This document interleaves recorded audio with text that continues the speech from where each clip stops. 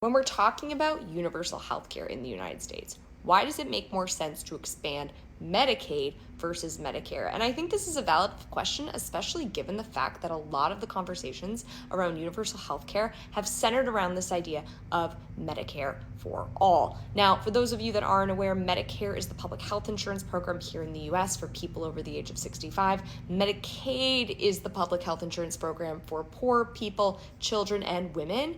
And this is a really great question, and I think I can answer this in two parts, both from a policy perspective as well as from a political strategics perspective. First, let's think about this from a policy perspective. Now, as I mentioned in that prior video, we know from economic studies that children not only have significant increases in their general health when they have health insurance and we guarantee them to be insured like this plan does, but we also know that there are more longer-term consequential things that happen when you give children health insurance.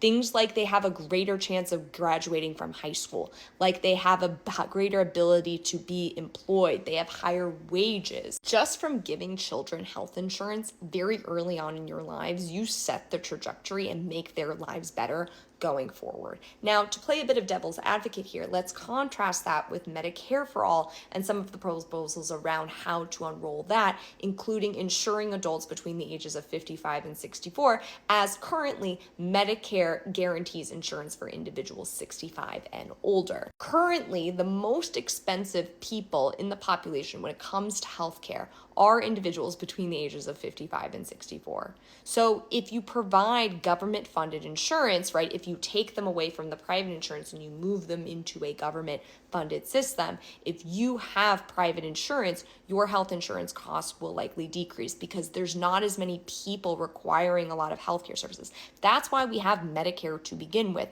because the older people in our population strain the healthcare system and causes everyone's cost to rise. So if we're looking at this purely from a cost perspective, right, in the short run, it does make sense to go for Medicare for all and insure individuals first, ages 55 to 64. Now, I want to go to the second point that I was making that I think is a little more interesting, and that's what is surrounding the political strategic perspective of enacting Medicaid for all for children versus Medicare for all for older adults. Now, if you give individuals between 0 and 26 healthcare, right, you guarantee that they have healthcare that they don't have to pay for, and then you take that away from them, those people are probably going to be very upset. And so if your goal is to enact a system of healthcare for all, right? If your goal is to create an option where everyone in the US has basic health care, well, taking a system away from people who had it is a very good way to create the edge and the drive for individuals to finally act on that.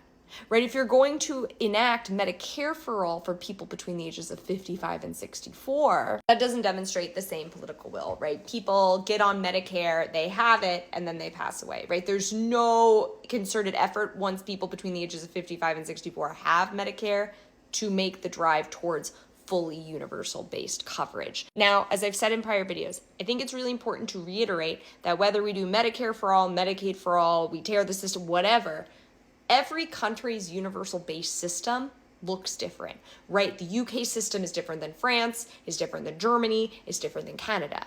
And if we are going to have a universal-based system here in the US, we need to ultimately at some point make decisions about how we want to implement that system. And I know this like slow rollout of universal coverage with like Medicaid expansion and this bill, which only rolls it out for children, and the bill that only rolls it out to people over 55 is very frustrating, especially for people who just want to have it done right now.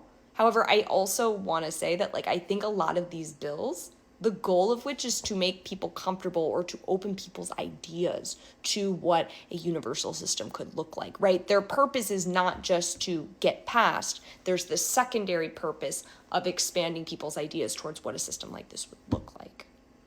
And that's all I got for now. If you have any questions, let me know.